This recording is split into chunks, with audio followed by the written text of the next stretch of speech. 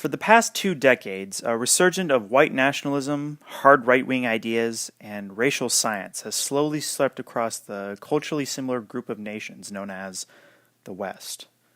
This comes on the coattails of a mass, decades long cultural shift of the West to ever increasingly left leaning ideas of race, immigration, economics, and every other view imaginable.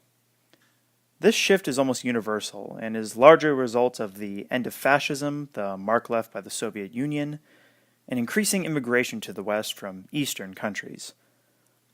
However, the most prominent of these is the introduction of new peoples into predominantly European societies who hold different values, beliefs, and outlooks on life.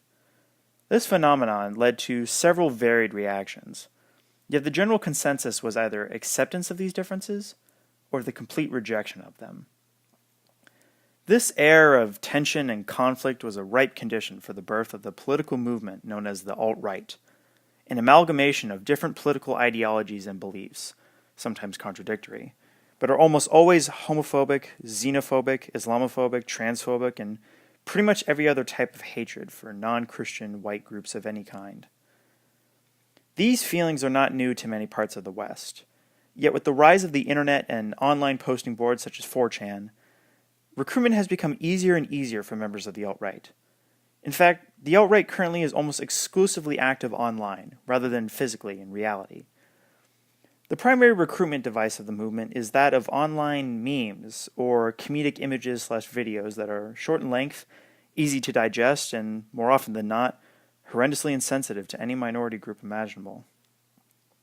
Prime examples of standard run-of-the-mill alt-right memes include racist jokes of all kinds, Holocaust jokes, and mental health jokes. The insensitivity of the jokes and the shock factor of the telling of them is the whole punchline of the memes. This kind of dark humor appeals very strongly to white middle-class teenage boys who revel in the satirizing of social norms that they feel forced to conform to. To a boy at that age, it feels unfair to be the perceived bad guy of most historical tales. This feeling of injustice is internalized for some time, growing into hatred and resentment for the people who put that feeling there. I would know, as I myself was a victim to this kind of thinking just 2 years prior. I fell down the rabbit hole of hate and rage, feeling myself to be superior to others for reasons that I justified based solely on superficial characteristics. Yet, as I interacted with people different to myself, culturally, ethnically, religiously, and sexually, I found that hate was just a mask for the fear I felt of the different, the other. This is perfectly exemplified by the alt-right theory of white genocide, in which it is claimed that through immigration, a secret war is being waged against the white race by non-whites, in which the end goal is the eventual demographic replacement and killing off of the white race. At the time of learning this 2 years ago, I was fearful for myself, my family, and my tribe. I came to find out later, after finally meeting others different than myself, having conversations and forming friendships, that this theory was a fallacy, one that served the singular purpose of creating fear. For when fear takes hold, people don't think rationally and will be easily manipulated, playing right into the hands of the leaders of the alt-right movement. The early signs of this are already rearing their heads in the UK, Russia, Italy, Greece, and most notably, the USA. This is not to say at all that I'm calling Trump a member of the alt-right. I believe that is a bit too far of a stretch. Yet it is not a stretch to say that he had alt-right members in his cabinet, most notably Steve Bannon, head of the Breitbart News Corporation, and alt-right news website. The fact that he was intentionally chosen for this position, as well as the president's frequent apologizing for white nationalists, much like those in Charlottesville, has raised some very serious questions. This, combined with the sharp increase in terrorist attacks against minority communities, such as in Christchurch, New Zealand, and Charleston Church, showcases just how far alt-right ideology can corrupt. The violent action is growing in intensity every year, and no end is in sight. The terror and chaos at Charlottesville seems like only a precursor for what's to come. That is, if we as a society don't stand up to change it, the problem of hardcore racism and other hatreds is hard to combat.